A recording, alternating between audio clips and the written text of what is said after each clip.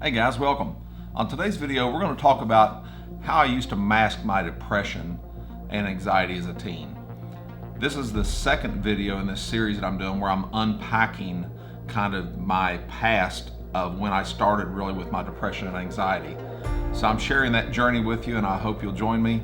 That and more coming right up.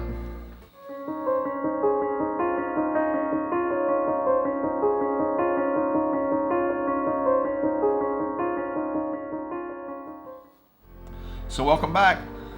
Today we're going to discuss masking my depression and anxiety as a teen.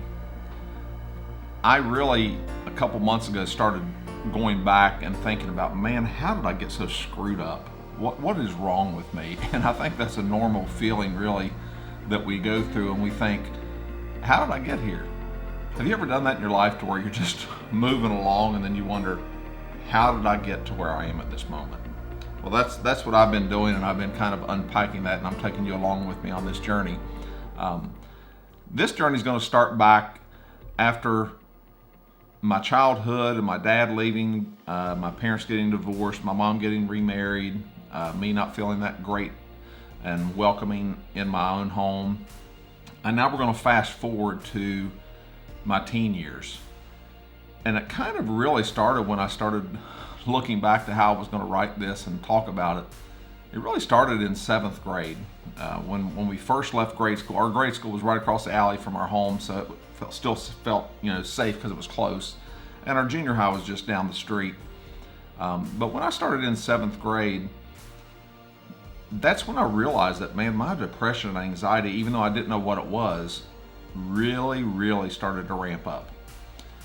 And it really started one of the first days of school. You know, when you first are starting a new school or starting a new job or whatever you're doing, you get to where you're excited, but you're nervous. You're thinking, oh God, I hope I remembered everything. My first day of 7th grade, I didn't remember everything. I was already nervous, and guess what I forgot? I forgot to put on deodorant.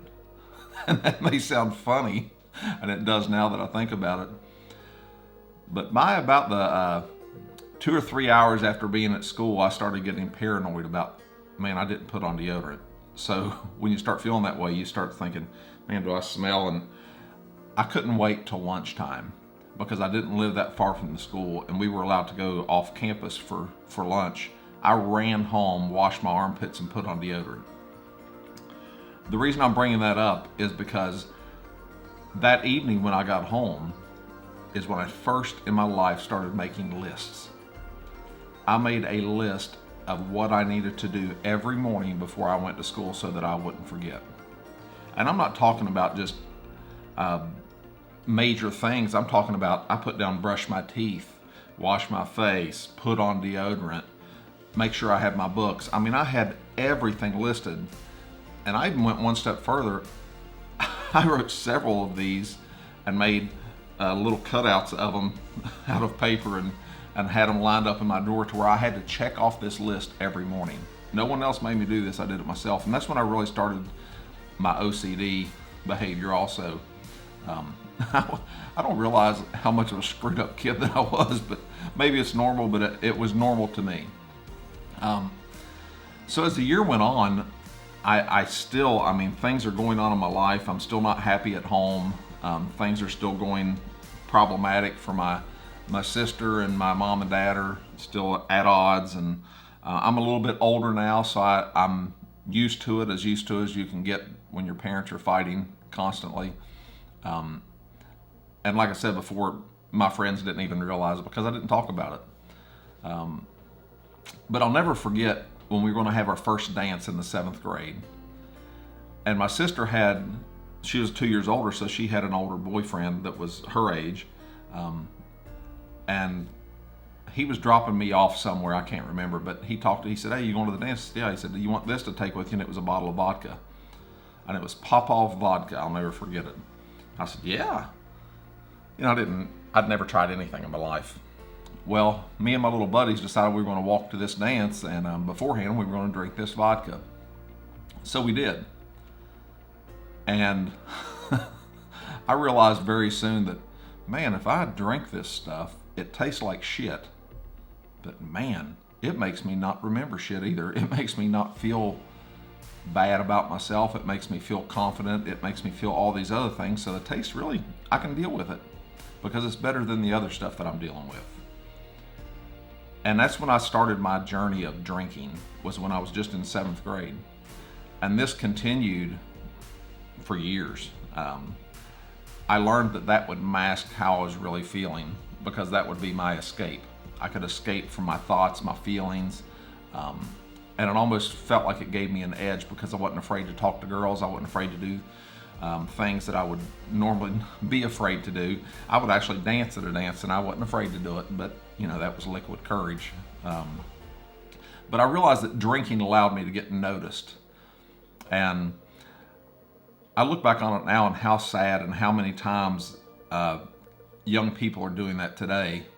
And it's heartbreaking, really, because there's an underlying problem going on that you don't want to face as a teen, and you let alcohol and sometimes drugs. I didn't do the drugs, but I know people do, and you do these things thinking it's going to help, and in the long run it does nothing but hurts. But you don't realize it because it gives you that escape when you're younger. And I think part of it was because you liked the attention that it gave you, because you felt normal during this time in your life. The drinking allowed you to feel like you were part of something. And I'm going to fast forward just a minute to this went on through junior high, of course, but come high school, I became really good friends with about 7 guys, and I had my best friend all through school, and still is Keith. But there ended up being 7 of us guys, some from the junior high I went to and some from the other junior high, and we all met together at the high school we went to.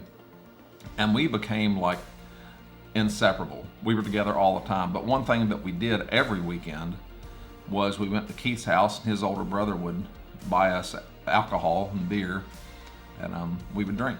That's what we did. We would drive around because we had, at this point, we were 16, and we would drive around and we would drink. That was what we did. And I look back on that, and it seems harmless, but then I realized my reason may have been completely different from the others' reasons for drinking. My reason was because it gave me an escape from home. We had a curfew at my house. I couldn't even go to a midnight movie, but my friend Keith and my other friends could go, and so almost every weekend I spent the night with Keith at his house. He lived just 2 streets down from me, and we'd walk down the alley. But I can remember growing up, and I just really didn't want to be at home because of the anxiety that it gave me, and I just didn't want to be there. I had this constant need to be around my friends, and I look back on it now, and I realize that I deserted my younger brother. But when you're a kid, it's you don't understand that you're doing that. But I left him there to fend for himself, and I look back on it and I feel bad about that. I was out for number one. I was out for myself, and I wanted to run from what I was truly feeling. And I think that's where a lot of us get to, is we get to where we want to run from feelings that we don't understand, and the depression and the anxiety that comes up in our lives. Come my senior year, I did well in school, but I couldn't wait to get out of my home. And I could have went to Marshall University, and I had several friends going there, but I had several of my close friends too. Of the seven of us were going off to college, and that really gave me anxiety, thinking, man, if they leave, I'm going to be stuck here by myself, and I'm not going to have anywhere I can go and escape my situation, because I don't want to be here anymore. And you almost get that fight or flight mentality, to where you're going to stay here and fight, or you're just going to run. And I chose to run. And a lot of times you think, man, well, that's the coward way out. But also a lot of times it's a needed thing for someone to do when they're suffering from anxiety and depression, because you just can't handle what's going on and what's going on with your thoughts and your minds. So I fled to Florida to escape my home life. And I know you're thinking, well, you couldn't have had that bad of a home life. And I didn't. It wasn't like I was beaten or kept from having food or anything like that. It was just mentally, it was draining for me. And I couldn't handle it. And I wanted out. It was like I can't even hardly explain it or put the words to it. but it's to where you just feel like you're trapped and you're just looking for that glimmer of hope to get you out of a situation. And my glimmer of hope was I was going to move to Florida because my dad, which had left us when we were young, lived down there, and I could go and stay with him until I got on my feet, and that's what I did.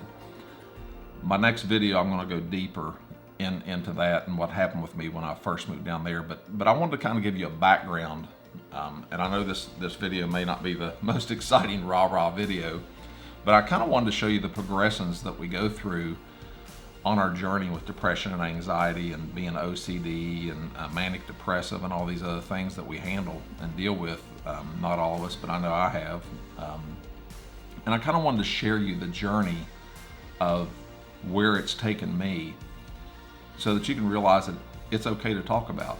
It's okay to put yourself out there. I'm doing these videos because it helps me, but I also want to help someone else. I want you to know that you're not the only one that feels this way. If you're a teen or if you're an adult and dealt with this as a teenager and have packed it away and drag it along with you constantly, let it out, because it's so freeing to do that. I would love you to join me on this journey, and my name's Tom Fulks, and it's my channel, Moving Forward with Tom. And I try to, on this channel, just help promote well-being with our mental states, and I just hope that it can help you like it helps me. Hit the subscribe button and join me on this journey, and turn on notifications by just simply hitting the little bell button, and also hit the thumbs up button for me, because that lets YouTube know there's interesting content so they can share it with someone else that may need to hear what you're hearing and what we're talking about here. And I would love you to leave me a comment, and if you subscribe to this video and subscribe to our channel, put me a little note in the comments and just say I subscribed. And when you do, I'm going to write something back to you, and I would love you to do that, to join me on this.